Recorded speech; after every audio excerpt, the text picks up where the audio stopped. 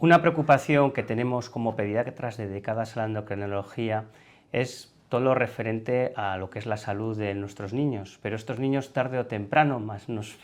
cueste a los padres, se transforman en hombres y mujeres. Dentro del proyecto de vida que tiene toda persona está o puede estar el deseo de ser padre, deseo de ser madre, y de ahí tener una buena calidad de tus tejidos gonadales, que es todo el aparato reproductor que tiene una persona para poder consecutar o poder realizar ese deseo de padre o de madre, es un elemento muy importante. Las consultas relacionadas con el ámbito de la pubertad, bien por problemas de pubertades adelantadas o por problemas de pubertades retrasadas, suele ser un ámbito bastante frecuente dentro de las consultas de endocrinología infanto-juvenil. Una peculiaridad del aparato genital masculino y femenino es la localización de donde se encuentran las gónadas, verdaderamente en la parte de los tejidos encargados de producir las células que nos van a permitir la reproducción humana.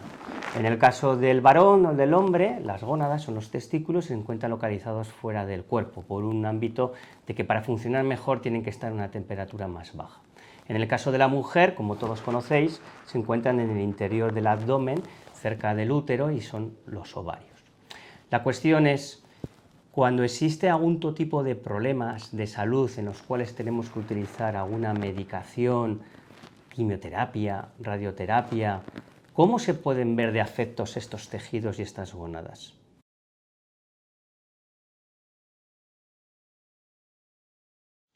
Hasta hace bien poco, los pediatras, cuando nos enfrentábamos a un niño o a una niña con una enfermedad grave, estamos hablando de tumores o de enfermedades que ponen verdaderamente en peligro la vida, lo único que nos preocupaba era salvar vidas. Pero claro, hoy en día, en muchos de esos casos, y por fortuna, eso se ha superado. No solamente tenemos que salvar vidas, sino que los niños, niñas, tienen que llegar a la etapa adulta con calidad. ¿Con qué calidad? De todo su ámbito que hemos dicho de vida, y entre ellos es ese proyecto futuro o no de querer ser padres o madres. Pues bien,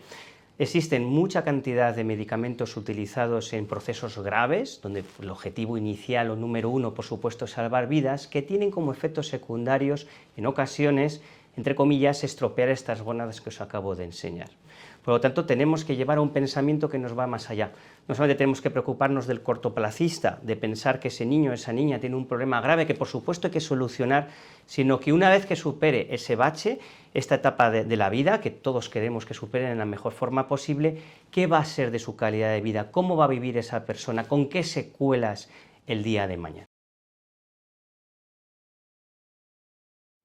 Este pensamiento de la calidad de vida de los menores y el hecho de cómo me va a influir un tratamiento que considero que es importante a corto plazo en la vida futura, nos puede llevar a una reflexión desde el punto de vista ético. ¿Es lícito poder retrasar o valorar el comienzo de una medicación que todos sabemos que es necesaria e imprescindible durante un periodo corto de tiempo por asegurarnos que en el futuro esos aspectos de la calidad de vida del día de mañana, del proyecto de vida futura familiar, puedan llegar a ser posibles? Esa fue una pregunta que nos hicimos el grupo de pediatras dedicadas a endocrinología dentro del ámbito de la Sociedad Española de Endocrinología Pediátrica, el grupo de trabajo de bioética. En primer lugar, si nos estábamos preguntando este aspecto que os he mostrado y que he compartido con vosotros. En segundo, si lo estábamos realizando. Y en tercero, el grado de conocimientos que teníamos respecto al tema. Lo que nos planteamos desde el grupo de ética era directamente preguntar a estos profesionales qué sabían, cómo actuaban y de qué forma les daban esta información a sus pacientes.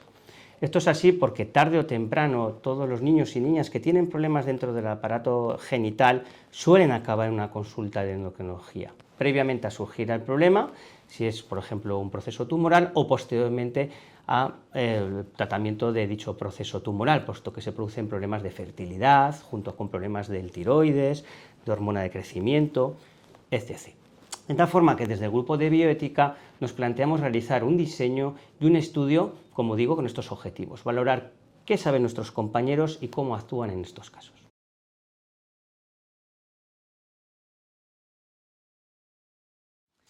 El artículo, que fue fruto de este trabajo de investigación, fue publicado hace unos meses dentro del seno de la sociedad y la revista de endocrinología, y hemos tenido la fortuna en el último congreso celebrado en Oviedo el pasado mayo de este mismo año 2022 como ser seleccionado como el mejor artículo original científico del ámbito de la endocrinología pediátrica. Esto no es mérito del que ustedes ven en pantalla, sino que he sido uno más que he participado, puesto como pueden ver en la pantalla, el grupo que participa del Comité de Ética y por tanto de esta investigación está realizado por un elenco de 10 personas.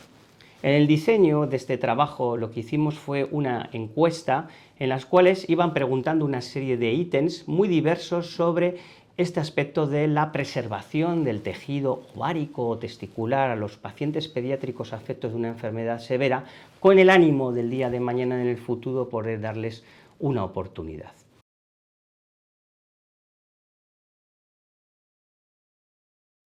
Una de las preguntas con las cuales iniciamos el trabajo fue preguntarles si conocían de la técnica, de la capacidad que tenemos actualmente de preservar tejido ovárico o gonadal. Generalmente esto se suele realizar en combinación con los compañeros de cirugía pediátrica, ginecólogos, urólogos, en los cuales con una técnica muy sencilla que consiste en una pequeña biopsia a nivel del testículo. Es muy fácil, a través del escroto se hace una pequeña incisura, una pequeña apertura, se coge un pellizco de ese testículo. A nivel de la mujer se suele hacer generalmente por vía laparoscópica, una técnica que no es muy invasiva, y también se agarra un poquito de ovario, lo cual queda almacenado generalmente de forma congelada en centros específicos. En nuestro caso, en Osakidetza, tenemos el Centro Específico de Reserva de Tejido Humano y de trasplantes y de derivados hematológicos, que se encuentran ubicados para toda la comunidad autónoma en el Hospital de Galdakao. Bueno, pues la primera pregunta fue si nuestros compañeros conocían la técnica, o por lo menos la posibilidad de realizarla, y la respuesta fue mayoritaria, más del 90% nos dijeron que sí. Lo segundo era preguntarles que si ofrecían esta posibilidad a los niños y a las niñas que pasaban en su consulta, y la verdad es que tan solo se ofrecían en un pequeño grupo de casos, en menos de la mitad, lo cual era un poco sorpresivo. De tal forma que el diseño del estudio iba, por tanto, refrendado a que si había unas respuestas negativas, ¿dónde nos encontramos en la barrera? ¿Por qué nos ofrecía de forma sistemática esta posibilidad o esta técnica a los menores? Bueno, pues las respuestas fueron muy dispares, entre la falta de tiempo, entre que les llegaban los pacientes pues, de forma tardía, y una vez realizada la técnica que podía haber puesto en peligro su tejido gonadal, ante el desconocimiento de verdaderamente si la técnica era eficaz, o bien sencillamente porque tenían falta de tiempo. Esta última respuesta es la que más puede doler como profesional. Nunca podemos dejar de hacer algo por falta de tiempo, tendremos que buscar los medios y las formas. De este modo, pues podemos ver que la mayor parte de los compañeros conocen la existencia de la técnica, suelen saber para qué sirven, aunque en la actualidad, en la literatura científica, que sepamos, no hay casos de niños ni niñas que hayan podido nacer como fruto de esta técnica. Sí que existen varios embarazos en marcha de mujeres que actualmente tienen más de 20 años, en los cuales se quedó almacenado este tejido ovárico y que se han intentado poner en marcha, y que por lo tanto, pues bueno, es algo que no podemos a los padres asegurar al 100% que realizando esto sus hijos podrán ser padres o madres, pero por lo menos es una puerta que no debemos ni podemos cerrar, tenemos que dejar esa oportunidad. De tal forma que el trabajo lo que revela es que tenemos que tener un trabajo de convivencia con los compañeros oncólogos, con los cirujanos, de tal forma que en cuanto se detecte un caso de este tipo, rápidamente se pongan en contacto con nosotros, y tener una vía clínica que sin prisa, pero tampoco sin demora, en pocas jornadas, en pocos días, para no demorar ese comienzo terapéutico que es esencial en un proceso oncológico, se pueda ofrecer siempre de forma voluntaria a esta familia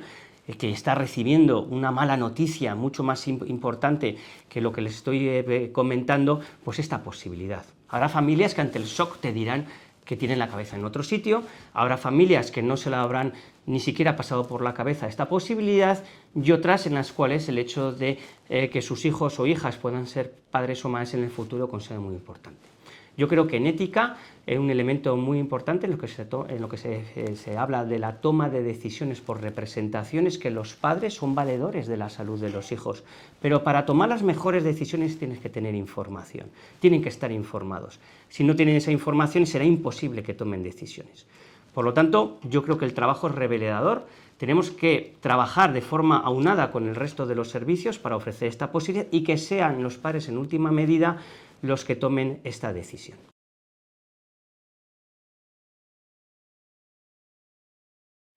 Os preguntaréis o se preguntarán el hecho de que retrasar por hacer estas técnicas el comienzo de un tratamiento de una leucemia, de un linfoma, si podría poner en peligro la vida de nuestros niños y niñas. Por supuesto, como he dicho al principio de esta conversación, lo primero es lo primero. Si el oncólogo, el hematólogo pediátrico nos dice o nos pone encima de la mesa de que es un tratamiento que no se puede demorar por la urgencia porque es vital y corre en peligro la vida del menor, habrá que atenerse a lo que realmente es importante. Esto es algo que está ahí, que es satelital, ¿no? Pero en la mayor parte de los casos, en aquellos procedimientos en los cuales se ha demorado por 48, 72, 96 horas un proceso de inicio terapéutico, con el ánimo de preservar el tejido, se ha visto que a la larga no ha influido, por lo menos desde el punto de vista científico y estadístico, en el devenir de la salud de estas personas. Hay que tener en cuenta que en los procesos oncológicos o hematológicos muchas de las primeras fases de tratamiento van destinadas a tratar el problema que está ocasionando el tumor, por ejemplo, una anemia o un nivel de plaquetas muy bajo, y que tras esto, tras recuperar al paciente, se comienzan con los tratamientos verdaderamente oncológicos, ¿no? Quimioterapéuticos, radioterapéuticos. Es en ese impasse, en esa ventana, donde tendríamos que actuar.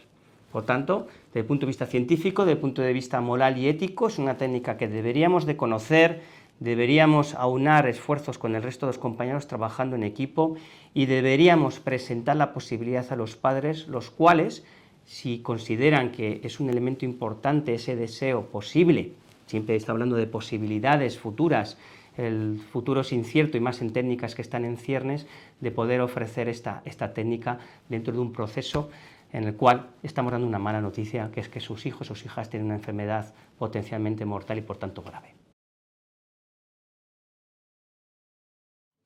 Y os preguntaréis, bueno, ¿y en la OSI Araba qué hemos hecho de todo esto? Álava es una de las provincias que no dispone de servicios de oncohematología pediátrica, de tal forma que cuando detectamos un menor que tiene un problema de este tipo, aparte de contactar con los servicios de oncohematología de adultos para que sean conocidos del caso, lo habitual es conectar con los compañeros de cruces. Por lo tanto, sin mucha demora y en cuestión de pocas horas, estos pacientes se suelen derivar al centro donde tienen que estar filiados, que es un centro de referencia, como los compañeros de cruces. Por lo tanto, yo personalmente no tengo experiencia en estos procesos graves o severos de derivar pacientes en estas circunstancias. Sí, en otros casos de otras patologías donde se ha visto que la preservación del tejido ovárico puede ser también importante, y no estamos hablando solamente de procesos oncológicos o hematológicos. Hay diferentes enfermedades en endocrinología infantil, como puede ser el síndrome de Turner, el síndrome de Klinefelter. Son niños y niñas que nacen con trastornos en sus cromosomas y en los cuales sus tejidos poco a poco se van degradando. De tal forma que cuando llegas al diagnóstico es algo que les hemos ofrecido. Es un chico o una chica que tienen 10, 11, 12 años, que sé que si yo comienzo mi tratamiento para que su pubertad vaya como tiene que ir y lo dejo pasar en el tiempo, sus tejidos, que ahora pueden estar funcionando medianamente bien o medianamente mal, seguro que en un tiempo corto de periodo van a funcionar mal o no van a funcionar. Y por lo tanto, esos han sido los casos que verdaderamente, desde el punto de vista práctico, hemos derivado. ¿A dónde? Pues a través de, como os he comentado, del centro de referencia Galdakao, que ya contiene media docena de pacientes de la OSI Araba, menores, pediátricos, en estas circunstancias, y en algunos de ellos, puesto que no siempre las técnicas son fructíferas, nos han comunicado que por fortuna han podido rescatar tejido que puede llegar a ser funcional, que puede llegar a ser viable, y que el día de mañana pues se le podrá ofrecer a este niño o a esta niña la posibilidad, si las técnicas futuras lo permiten, de realizar o ser posible un deseo paternal o maternal. Gracias.